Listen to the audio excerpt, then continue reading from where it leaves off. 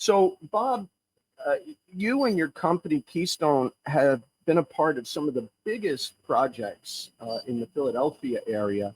Can you share with us some of the more prestigious big jobs that you're proud of?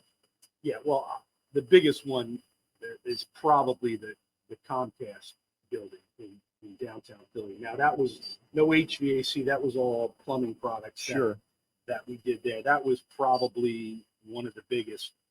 And then I would also say probably Philadelphia Community College, we did a ton of plumbing work in there where we put in a lot of Bradley wash stations in there, which was another big job. And in that same vein, we did the Atlantic City Boardwalk, which they redid all their public bathrooms with all Bradley wash stations. That was another big job, and we're really proud of that one. And that one even got put on NBC News down in Philly because, sweet, yeah, they really did a nice review of that. And I want to give a shout out to Pulaski Mechanical. They did the work. Nice. And also, while I'm talking about Pulaski Mechanical, they did a bunch of plumbing work for us also, where we did the Borgata Towers, both of those towers, when those were built many, many years ago. And then there's probably some others that I'm forgetting right now. But, well, I'm going to remind you of one, Jeff Bezos' house. Well, yeah, that was an HVAC. We did do down in, and we had to sign off documents that we were allowed to say that we Okay. So that we're okay. We did it, but we can't tell you where it is or what the location is. But we put a bunch of Bosch equipment in that giant mansion down there in DC. Maybe you'll get a ride into space as a result of knowing Jeff. Possibly. I don't know. You could call yourself an astronaut. Yeah, that's crazy. I mean, you think about that. Just did they do any training? Like, just, I mean, that seems kind of weird that, like, it's these very astronauts that go through all this training, they go up in a capsule, and then anybody can just go up there and float around and Yeah, well, I think they're using the word astronaut a little loosely, but okay, nonetheless. Yeah, absolutely. Well, at the risk of being a little self-serving here, I do want to talk about our recent collaboration, and that's with training. You know, a mutual friend and business associate of ours, Lou Rasmussen, who was the president of the old heat controller company out of Jackson, Michigan, he once said to me very early on in my relationship with him, he said, "Jerry, training is the new sales." And that is just stuck in my head. And now everybody says it. You know, he's the first one I've ever heard say it. But well, especially when you're talking about equipment sales, right? Yeah. Okay. Especially with the new technology that's coming. Obviously, inverter's been around a while, but there's still a lot of people that really don't even understand what inverter is. No question. You know, and so that's why training becomes. You know, I never wanted to be a rep organization where we were selling shelf line stuff. Where I always worried about that, because do they really need us? Am I bringing any value added to our customers? Yeah. On a shelf line, you know, so equipment, high efficiency stuff, technology, accessory that maybe technology, like you take RZL zoning, the technological aspect of that, you know, that you put in that, ICM controls, you know, as we go into Berta, what some of the new products that they've come out to help maintain, right? Yeah. The equipment. So there's all those things that I think that are important. Yeah.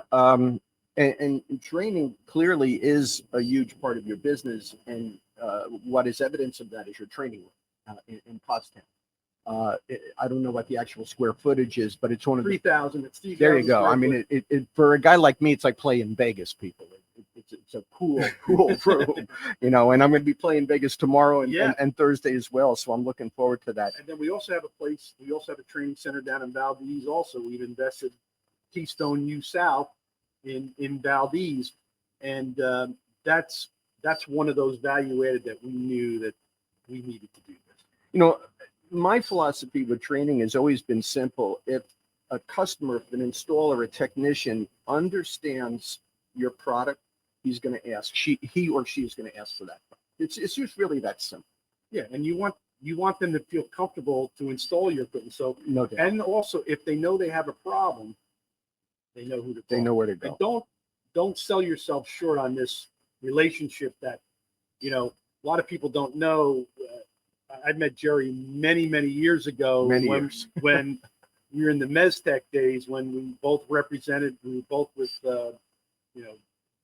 I was with my predecessor and he was with Wales Derby, and we had similar lines in different territories. But then Jerry went into the training world, and that's when I was representing Heat Controller and he was the trainer. And I remember the guys coming to me when you weren't actually, you were kind of like an adjunct. Yeah, I was doing contract work. Yeah. And I remember you did our very first training, and the Heat Controller guys called me and said, "Hey, how did Jerry do?" I said, "Get it out of the park." No. I said, the one thing that I can tell when it's a good trainer, when nobody falls asleep. Okay, because how many training classes have we all been to when you're watching some guys and their eyes are, closing, their head bobbing and stuff. Yeah. But you keep, and you know what? It's not only keeping them awake, but it's also hitting the points where they can remember certain things when they leave that training. The one that comes to mind most is when you talk about inverter, the gas pedal, right? Oh, very good. Wow. Right? Yes. But people remember that. Yeah. And now they're like, oh, wow, it's not as difficult as I thought. What the inverter's actually doing, So we are very fortunate to have Jerry as part of our team working with us to enhance our training, because we needed more training, and we've had guys that are, retiring, or we need to get sales guys out of the training side to let them focus on sales, and then have Jerry come in. So we're really excited about this relationship. Yeah, as am I. And we know that it's just going to produce tremendous amount of business, and we're thankful that you've agreed to partner with us. Yeah, well, Bob, I'm thankful for the opportunity. The Bosch product is a new product for me, so it's a challenge. And I always say most guys at my age are slowing down. I seem to be speeding up, but I love a challenge. So yeah. Well, after seeing those cars you have downstairs, I understand why you're speeding up. I do tell people I have very expensive hobbies that I need to fund. Exactly. That's good. And you do too. Yeah, so. Absolutely. Well, look, Bob, you now have 2 adult children in your business. Carly, who's your marketing manager, Chris, who's a territory manager. And I'm very curious about this. Is it a hard balance to be both a father and a boss from time to time? How does that work? Yeah, it can be difficult, and it has to be managed. Sure. Because the last thing you want to do is ruin your personal relationship with your children over business. Yeah. And I will tell you that I will not allow that to happen. Okay. Right. So, I'm not an expert in this. It's trial. It's trial by error, of course, right? So I will tell you, I've actually hired somebody just recently to come into the organization, as a professional, to work with my organization to make sure that we keep that balance between family and work. Nice. But they're also experts in also taking what I would call mediocre talented people and making them star. Nice. So they're going to be working with my family and also personnel in the organization to bring them up to executive level. Because, hey, not too distant future, I'm looking at a transition as well. Sure. And so I'm setting the stage. Succession plan, as you mentioned succession earlier. plan. We got to have a succession plan. And so it can be difficult. I'm fortunate that, my daughter and son have 2 different personalities. My son's probably more thick-headed like me, so we kind of butt heads a little bit, but we're working through it, and I think we're gonna be fine. And my daughter's great because she's has a different personality. She's not as aggressive as Chris and I are, and that's probably why she's in marketing, not in sales. Right. And it works. Yeah. It really works. Well, I don't know Chris very well yet, but Carly, I have done some work with already because I'm with social media and YouTube and all that kind of craziness, and I think she's terrific. Thank you. Yeah. So she's an absolute pleasure to work with. But yeah, I could imagine it being a challenge from time to time. It is. It is. And, I mean, it's even like little things like vacation time. Yeah, right. And sick time, Yeah. it's, obviously I have to treat them no different than any other employee. Right. But in the back of your head that they are your kid. And so like, oh, should I give them a little extra because, they are. So you really got to be careful. Yeah, and of course, everything is optics, as they say, right? Yes. The optics from the point of view of your employees who are not family. Yeah, and you've got to keep that balance. Yeah, and I kind of, the analogy that I give is that when I tell my kids, remember when I coached your team? Yeah. No different. That's good. I was harder on them than I was on the others. Right.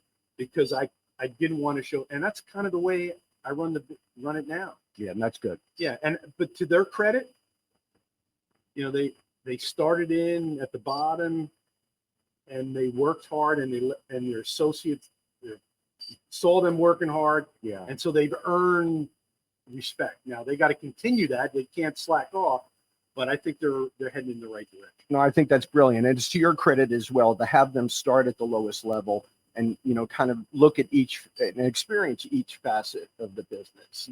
Yeah. 100%. And listen, it's also good for their own maturation in business. Right? No question. You want to know what everybody's doing.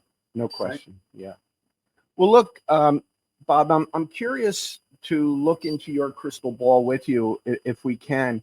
Where do you see Keystone 5 years from now, 10 years from now? Again, we talked about succession. So talk about that maybe in a little detail. Where do you see the company moving forward? Yeah, I'm probably looking at another acquisition or so here in the next couple of years. Okay. Because one of the things that, like I said to you, it's no different than your own personal financial portfolio. You want to make sure you try to have a balance in your lines. It's not, as we talked earlier, it's not that easy. You just can't pick and choose. Right. But that's one of the things that I want to take a look at and see where we are and make sure we're balanced on the plumbing and the HVAC side. So if one's up, the other one's down, or vice versa. To be recession-proof, Harry Eckloff used to say. Right. I mean, that's something that you always want to look at because listen, you never want to lay people off, and you don't, because that's one of the worst things to do. And that's one of the things as a business owner. If you remember in 2008, I had just purchased the company in the end of 2005. So in 2006, I started out, and then 2.5 years later, we're in a recession. Yeah. And so that was a difficult time. But you think about the employees first and keep them getting paid, and that's when the owner doesn't get paid or gets paid very little to maintain it. Yeah. So I think I got an acquisition or two involved. I don't see, unless, listen, things can change, opportunities may arise that I don't know, but I like the territory that we have. Okay. I think we can get better at what we're doing in that territory. So I want to make sure we get better.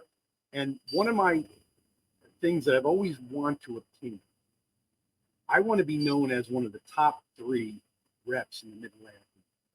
Okay. So don't you think you are? I don't know.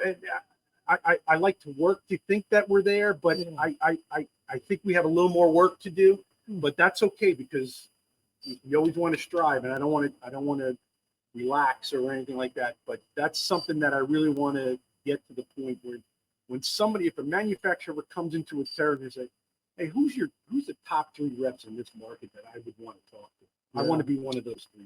Yeah. So that's always a goal.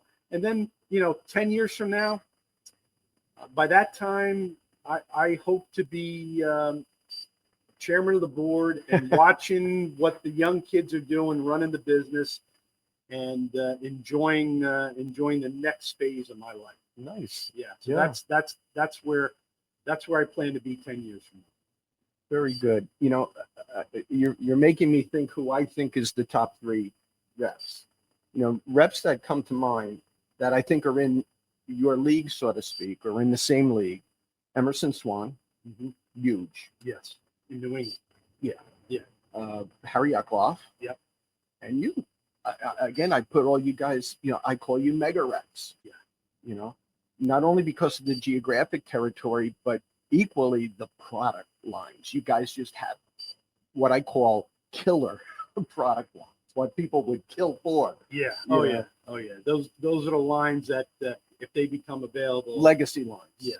Yeah. Absolutely, Yeah. legacy lines. Like Yeah. a Bosch. Yeah, and and one of the big mistakes reps make in time is that they take their manufacturers for granted, and you can call it a legacy line, but it's only a legacy line if you maintain it for a long period of time. Right. And that's why you can never take it for granted, and always make sure you're doing a good job for your manufacturer. And listen, there's sometimes you have lines that you're not doing a very good job. And so you go talk to them, this isn't working out for us, and Right. and we're going to make a change, and it works out best for everybody. No question. Yeah. Yeah. It does. It's a two-way street, Yeah. as they say. Yeah, and that's why yeah. that's why our contracts are out clauses for both of us. Yeah. Yeah, for sure. Well, look, Bob, time goes fast when you're having fun. I know. This is really breezed by, but I want to give you an opportunity. I want the audience to have an opportunity to know you a little bit better. So please share with our audience kind of what outside of business, because I know business is such a big part of your life, but it's not all of your life. Right. What is a turn on? What hobbies? What guilty pleasures do you find yourself enjoying? Yeah. Well, that's good. Good. That you're willing to share. Yeah. Exactly. Well, I'm an avid golfer. Okay. And I love playing golf. I try to go around and play some of the finest clubs in the country. My goal is to play at least once the top 100 golf courses in the country. Wow. Okay. It's definitely daunting, because there are a lot of clubs that you have to know somebody to Right. get you on there, because there's some exclusive clubs. Sure. But I could tell you now, and also the other thing is the top 100 is kind of a moving target too, as well, because some new courses get pumped in, some others get bumped out. But yeah. I'm going by the basic, top 100. Sure. I got 52 out of the 100 Oh, wow. to date. You're well on your way. Yeah, so I have some time, but it's funny, as you get higher in the number, it's harder to get these other courses. Right. But I'm working to do it. So that's one of the things I like to do. The other thing is, I do like the Jersey Shore. Mhm. So I love renting a place down there for a couple of weeks in the summertime, bring the family in, and I enjoy the beach, and really enjoy the family time down there. So I really enjoy that. And then I'm also I'm a gambler. I like to play poker. Oh, okay. I didn't know this. So I do enter some poker tournaments, which I've had some success. I haven't won one yet, but I've had some opportunities, and then I'm definitely going to play in the World Series of Poker here in the next couple of years. I'm going to enter myself to play in that. I think that's kind of like one of those bucket lists for me. Yeah. To play in the World Series of Poker. And, Okay. now, don't know how far. I mean, you get thousands of people that go in that, Right. But that would be something really cool to do. So that's and then wintertime, I used to do a lot more skiing than I do now, because as you get older, the cold kind of changes your. Don't I know it?